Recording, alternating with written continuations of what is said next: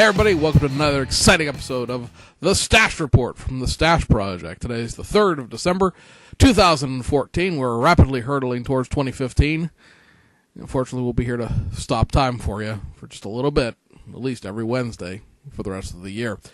We got some new kits.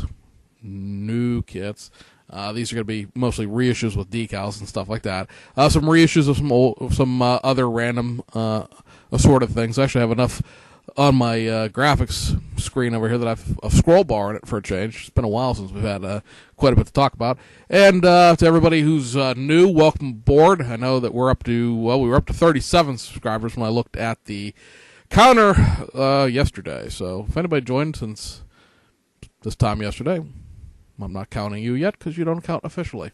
But welcome to those, I believe it's 10 new people, 8 new people, whatever it is. Hope you enjoy the shows. And we always go first, if we have anything to talk about, to the Notebook of Knowledge. Yes, the Notebook of Knowledge is where all of the plastic kit release knowledge is stored. Everybody who's been watching this for the last 20 weeks knows this and was wondering why I'm talking so funny. But basically, I've had a really crappy day at work, and I'm trying to amuse myself without coming off screaming and yelling. Every now and then, you just got to be light. So we had some interesting reissue news across this morning.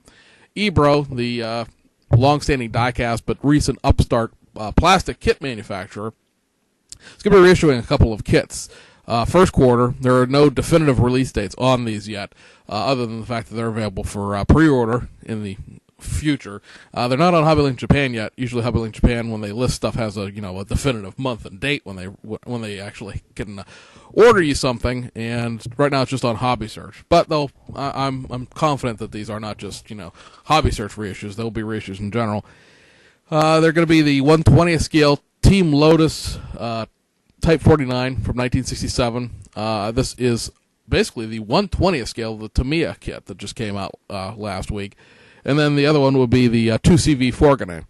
We just talked about that last week, too. I was talking about kits I have that people that are obscure-ish. I mean, it's not that obscure kit. It's relatively new. But not a lot of people have it for whatever reason.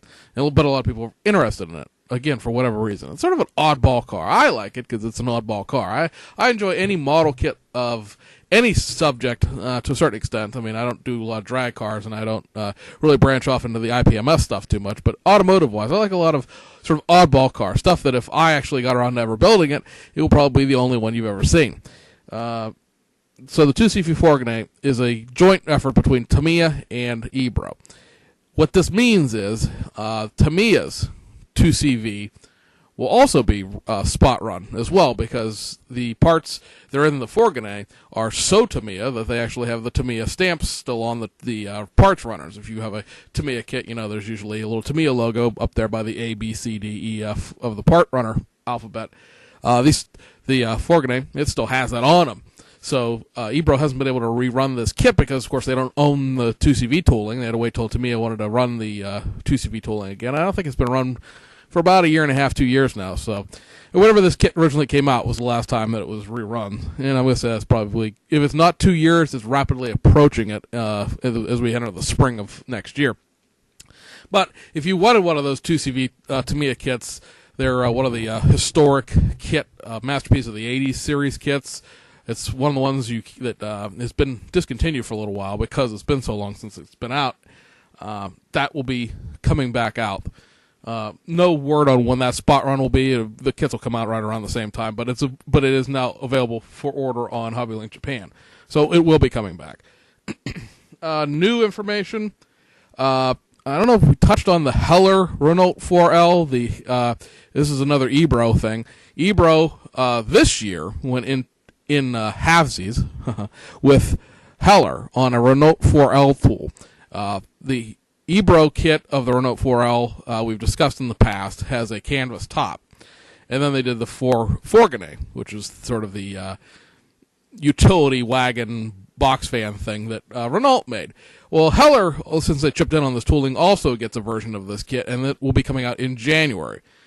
Pre-orders have, unfortunately, at least on HobbyLink Japan, stopped. They've run out of pre-order slots for what they expect to get on the first shipment. You can't order directly from Heller if you happen to live in mainland Europe. I'm not so sure they'll ship it overseas. I didn't actually check, So if you want to, go Google Heller model kits, and you'll get a page in French, but there'll be a little Union Jack up there, so you can change it into English. But this Renault 4L that they're going to do is going to be a steel roof. It's not going to have an opening canvas top like the Ebro one does. It'll also have the building options to build it as a French police car, a French fire vehicle. I don't know if it's a fire chief or just a fire car in general, and a French taxi. It will also have a additional new parts runner to upgrade the 4L into a GTL, which is one of the last of the 4Ls that was made prior to it becoming the next generation, the 5L. And this added, as far as the part runner goes, it adds a new dashboard, disc brakes for the front, as well as new wheels and some lower body cladding. If you again Google Renault 4L GTL or Renault 4 GTL, you'll get all these pictures of all these cars, obviously real ones, and they all have like de-chromed bumpers. They're all like almost primer gray, and then they have all this lower body cladding, this like rib for your pleasure thing that goes on the bottom of the door. It is also sort of a primer gray, no matter what color the car was painted, and so that's going to be in that. So if you wanted a 4L, the Ebro one, I don't believe is still available. I know the Forgane is in stock at Hobbylink Japan. And then this Heller one will be coming out in January. I mean, it's out. It's on what they call order stop at Hobbylink Japan, meaning that they can't take any more pre-orders. But of course, it will be available for ordering when they get more stock in. Also, Heller was running off 3 big C Classic cars pre-World War I or pre-World War II in some cases. One of those is a Hispana Suiza K6. They never gave issue dates for these kits when they said, well, 2014 we're going to do these, we're going to reissue these kits. They never give reissue dates, and they sort of never were ever mentioned when they came into stock. But I see on Hobbylink Japan that kit is also in stock, and it came out in October. So one of those 3 kits is a De Hail and I believe a Bugatti that they're going to be doing. Those are one of those. The Hispano is out. Also heard word from our friends over in Europe that the Volkswagen Golf GTI, the Gen 1 kit, the new Revell of Germany tooling, the GTI is out, which means that the Cabriolet will probably be out later this month because the GTI just coming out now was technically a November release. Revell of Germany, just like Revell of USA, when they say these kits are coming out this month, they mean like way over there at the end of the month, almost next month, depending. So the Cabriolet should be out at the end of this month. If you want those kits in a Revell of Germany box, those are the long, narrow boxes that look like an Asian kit box, except at the end, they're not 2-piece box. The end flaps open with there's a little plastic seal on it.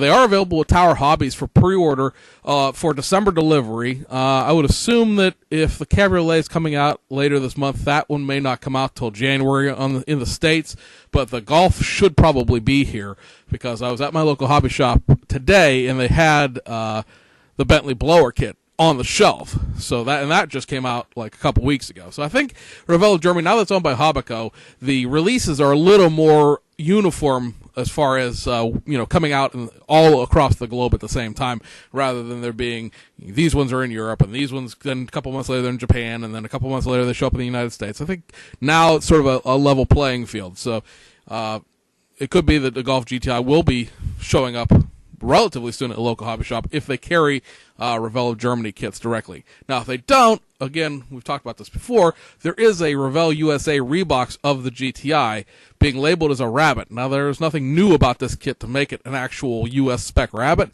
It will just be a German spec Golf GTI with Volkswagen Rabbit decals. And I always recommend to everybody, if you can buy the kit in a Revell of Germany box, paying that extra $5 or so is going to be worth your time and effort.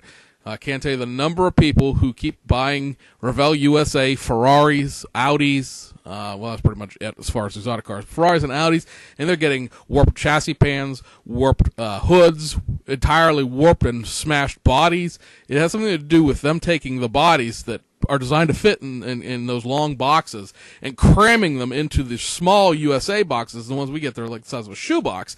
I assume everybody everywhere has seen a Revell USA box. Even if you just go on eBay, if you're in like, I don't know, Germany and you've never seen one right now, go on eBay and just look. They'll be little small. They're like, oh, criminy, I don't even have. Well, they're like these ones behind me here.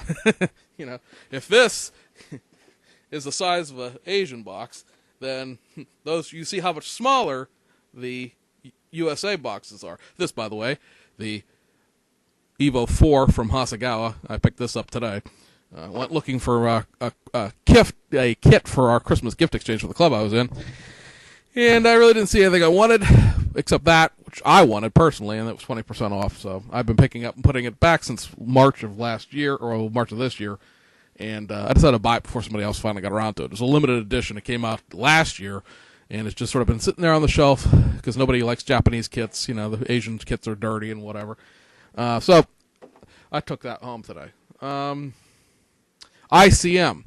A lot of the IPMS guys will know who ICM is because ICM does a lot of 1/35th scale military stuff. A lot of it tends to be like light armored vehicles. They did like Stalin's car, Hitler's car. There's a Mercedes and a oh crap! What the heck's the other one? But I can see it in my head, but where the box art would be, it's blank. One of you IPMS guys will know. You can put it down here in the comments. Just refresh my memory. But they did those two cars. They did a Type 4 Mercedes troop carrier, a little 6x6 kind of thing, except it was on like a car chassis. They did several Opels. There is an Opel Kadett, which is a smaller Opel than the saloon one that they made into 1/24 scale. They also made that Type 4 Mercedes, or I mean, it may just be a Benz. It may not even be a Mercedes. But that 6x6 troop carrier was also made at 1/24 scale. And they blew up to 1/24 from 1/35. That troop carrier and the Opel saloons. They did 3 of those and 2 of the Type 4s because they have gone to the Revell school of convertible releasing, where they released one with a convertible top and one without.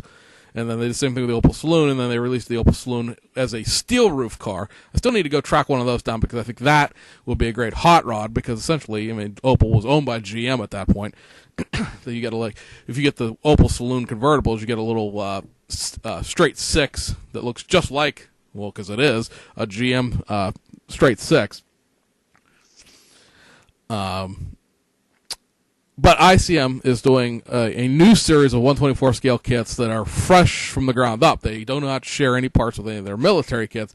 And those are a 1912 Model T Roadster and a 1910 Model T Touring. I don't know if it's Touring Sedan technically or a Touring Coupe, whichever. The 1912 car was supposed to come out. Let me go backwards here. Page backwards through the months. Because I know it was scheduled to come out, and then it never did. It was scheduled, must be for July. It was scheduled for July. And right now, it just has no release date available, and pre-orders are closed. This 1910 Model T Touring, which I like better because I think the Model T Roadster looks like you're driving a TARDIS or a phone booth for those who don't watch Doctor Who. The Model T Touring looks like maybe like you're driving an elegant claw-footed bathtub with fenders, but I think it just flows a little bit better. They're saying January.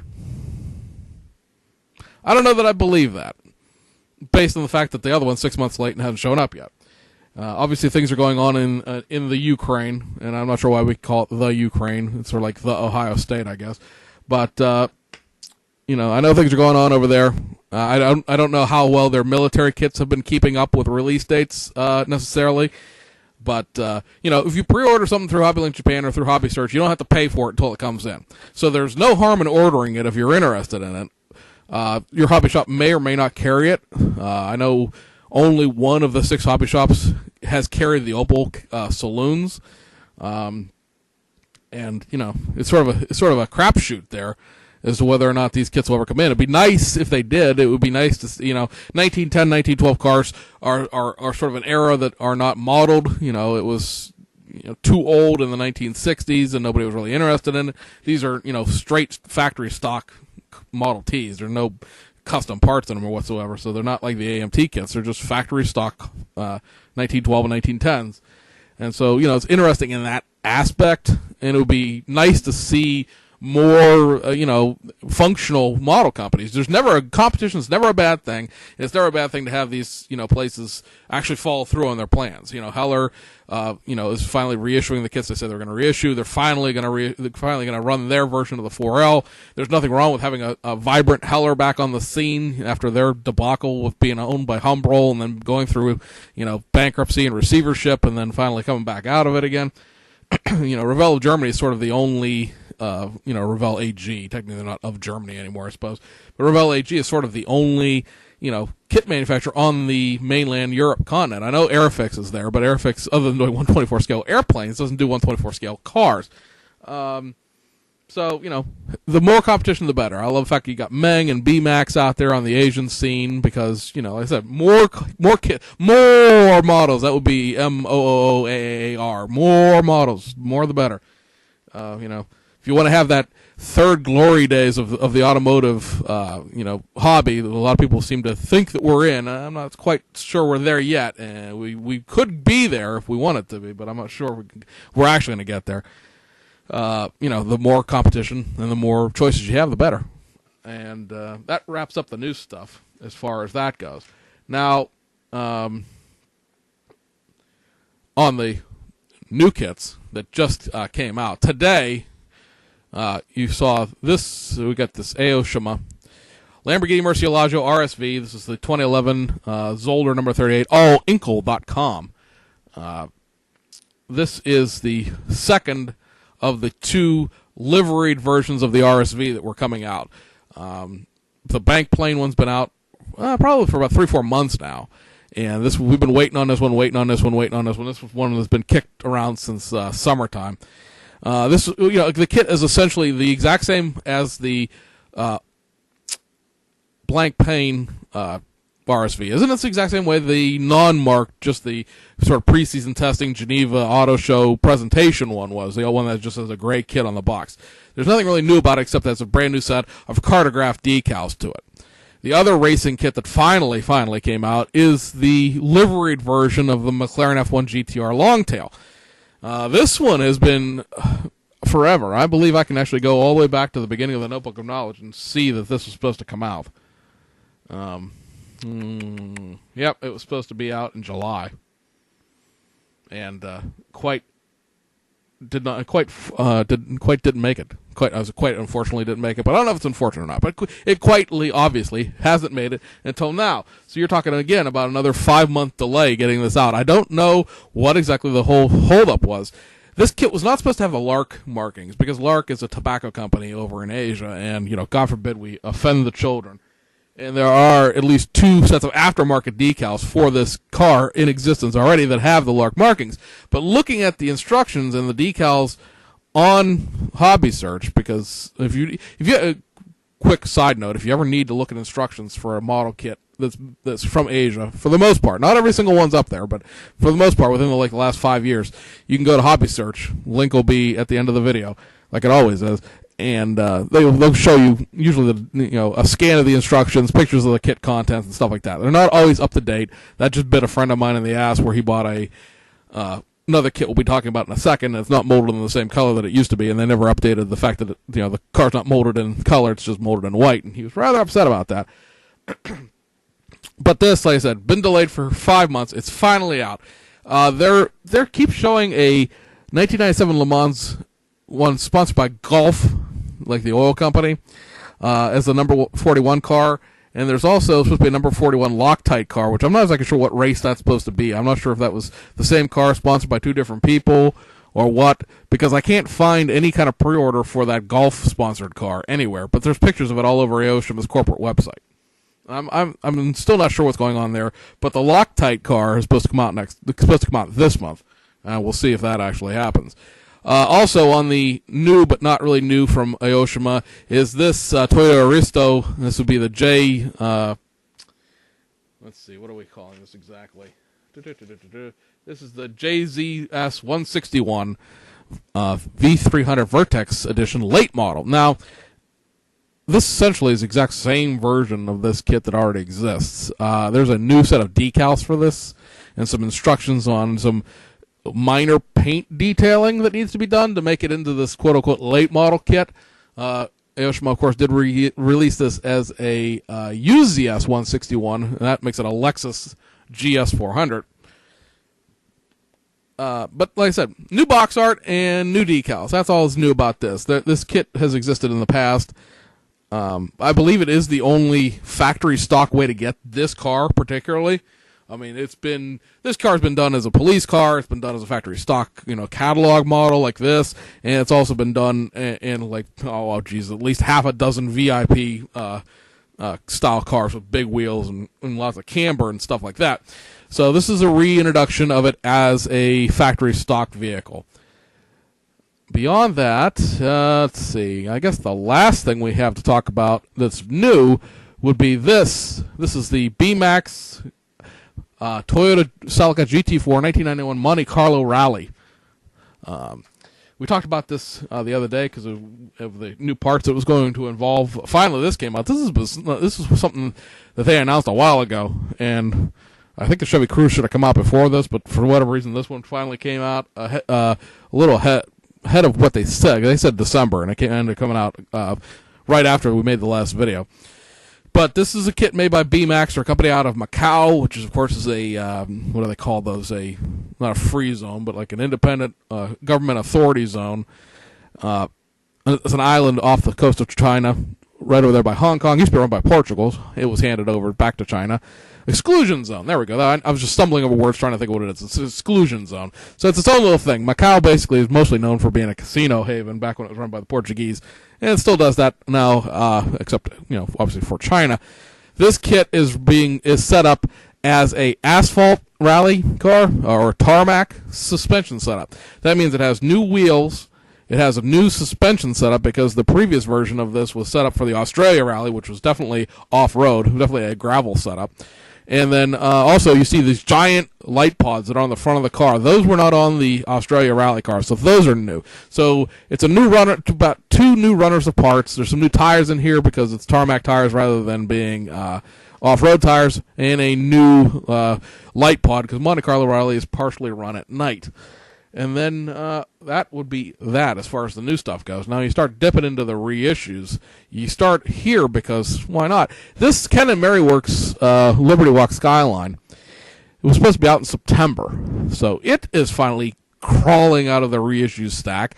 It's been interesting to see. Aoshima has really had some odd delays with their reissues and with their new kits. I certainly don't fault them for anything. They've got their reasons, but stuff has certainly been come out hit and miss. When you sort of think that, oh well, they must have canceled the reissue and never told anybody about it, then all of a sudden it shows up. Also, that came out the last couple of days, and these pictures are going to be up. Start down here. The pictures actually are coming out a little bit better than I thought they would because I thought they'd be tiny. But anyway, these are the kits for the series. Let me see if I can get the proper name out.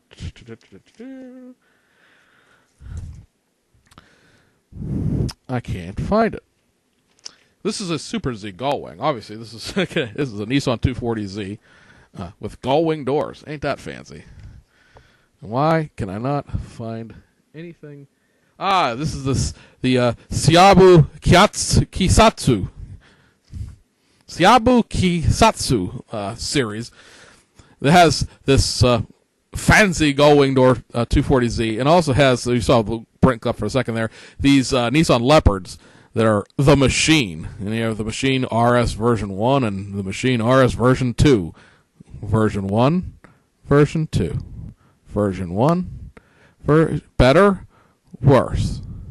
It looks like the fact the light bar's on there's a light bar on the roof there, and then there's just sort of like a revolving Kojak light stuck to the quarter panel is the difference there. But these are really popular, especially in Japan. I think you kind of have to be into the show in the United States to understand, why you'd even care about these. But they haven't been around for a little while. They got kind of pricey on eBay until this week, and all of a sudden everybody's selling them off for next to nothing because these reissues are only like $20 a piece. And, it's sort of an oddball Chinese culture thing. It's sort of like the initial D series or the Abuno Dino Mikado cars. But these, there's one more RS3 version of the Machine coming out. Not sure when, because this RS2, this version I'm leaving this up on the screen, this RS2 was supposed to come out till later this month, and it showed up this morning, which technically is December, but it showed up with the other two, and those other two were supposed to be November reissues. And then reissue-wise, you also have the Rally Art version of the Mitsubishi Evo 10. I mentioned this in that little sneak peek shipping crate video, that this is the only one that has a left-hand drive dashboard and the left-hand drive windshield wipers and all that fun stuff. This is no longer molded in black. This would be the kit I was just talking about like 10 seconds ago. My friend bought this because he thought it was molded in black. He was just going to spray paint it TS40, which is Tamiya metallic black, without priming it or anything. And yeah, it's in white now. So keep that in mind. If you wanted to buy this because it was black, you're going to have to paint it that way now. And last but not least, the Car Boutique Club Sprinto Truno 86 Toyota. This is a curbside. This kit also has a set of TE37s there, as you see in the picture. Those just can't, we just talked about those coming out as a wheel set pre-painted. I don't believe these are actually pre-painted in this kit. I think they're just molded in white. But know that this is a curbside AE86. The only way you can get an engine in an A86 Truno is if you buy one of the initial D kits and then put it into this kit. There, of course, are factory stock versions of the Truno, but they haven't been out for a really long time, and they're really kind of expensive. Last time I saw one, it was like $90, which, of course, is eBay price, so I don't know how realistic that is necessarily. But anyway, this has some ground effects, those wheels, there's a roll cage in it that's probably out of the initial D kit. New front bumper, new back bumper, new hood, but it is a curbside. The only way to get engine out of those kits right now is to buy the initial D series for the Truno, and if you want a Corolla 11, then you have to get that GT Apex late version kit that came out last year. There it is right there. You can't have it, it's mine, but I have one. And I guess that's pretty much it. We're going to do a video probably Friday or day after tomorrow for the December release information. For those who've just joined the channel, we do a monthly video, you may have noticed, of what to expect, because obviously we talk about these kits coming out every week, blah, blah, blah, blah, blah, and it gets hard to keep track of unless you're actually taking notes while I'm talking, which is kind of scary. But we do one monthly video that will have everything. Like I said, we'll probably do that Friday. I got to look up a little more information on what's coming out on the U.S. side of things. Oh, and speaking of the U.S. side of things, new kit, finally, from round 2, AMT, 1/32 scale Studebaker Avanti. This is part of the little, I can't think what the heck, the Highway series, I think it's what it's called. I'm trying to think I just had the box today, and I should have wrote it down, but I didn't. There's a whole series of these little 1/32 scale glue kits. They're not snap tight, they're glue kits. And this one is, I believe, 28 parts. I actually counted the parts right on the bottom of the box. It's a wee little box. It's like... let me make sure that I'm going the right way there.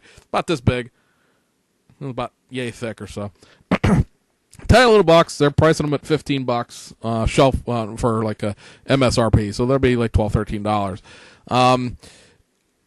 It's basically just a teeny weeny little Studebaker Avanti. The one thing about it, of course, that would be a downside, depending on how you look at it, is the fact that it has 2-part plastic wheels.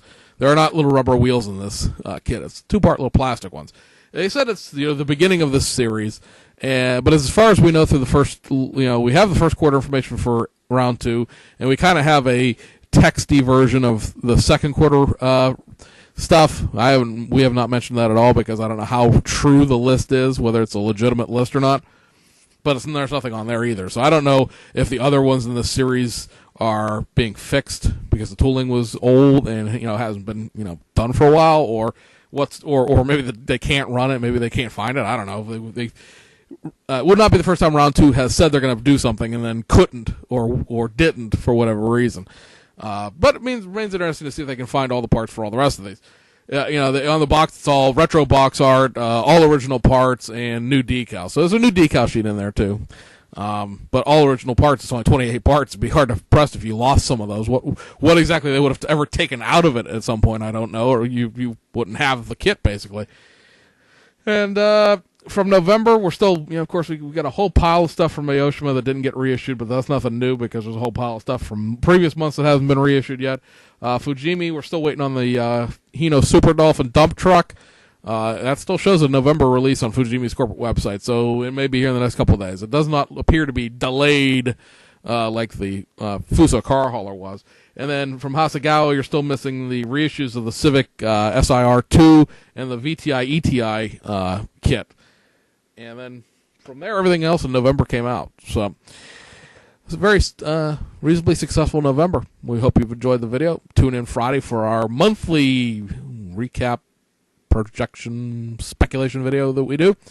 And we'll start, so we'll keep plugging at, little other stuff with the channel as we go along, especially once we get something more conducive to not just me and you having a little chit-chat here, but actually focusing on stuff, so I'm not holding stuff in front of my face like I was in that last video. So, until we see you Friday or next week, we'll see you on the other side.